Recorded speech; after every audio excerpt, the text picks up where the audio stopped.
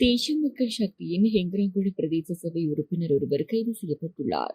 ஹெங்கரங்குடு காவல்துறை அதிகாரிகள் கடமைக்கு இடையூறு விளைவித்தமை தொடர்பிலே இவர் கைது செய்யப்பட்டுள்ளார்.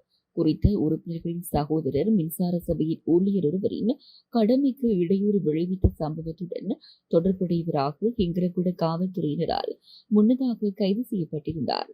அதன் பின்னர் குறித்த பிரதேச சபை உறுப்பினர் தமது சகோதரரை விடுவிக்குமாறு கூறி காவல் நிலையத்துக்கு சென்று அங்கிருந்த அதிகாரிகளை அச்சுறுத்தியதாக கூறப்படுகிறது. இதனையடுத்து காவல் அதிகாரிகளின் கடமைக்கு இடையூறு விளைவித்த குற்றச்சாட்டின் பேரில் குறித்த பிரதேச சபை உறுப்பினர் கைது செய்யப்பட்டதாக காவல்துறையினர் தெரிவித்தனர். கைதான பிரதேச சபை உறுப்பினர் ஹெக்ரகுட ரீதவான் முன்னிலையில் ஆஜர்படுத்தப்பட்ட பின்னர் தலா 2 லட்சம் ரூபாய் பெறுமதியான 2 சரீரப்பணிகளின் கீழ் விடுவிக்கப்பட்டுள்ளார்.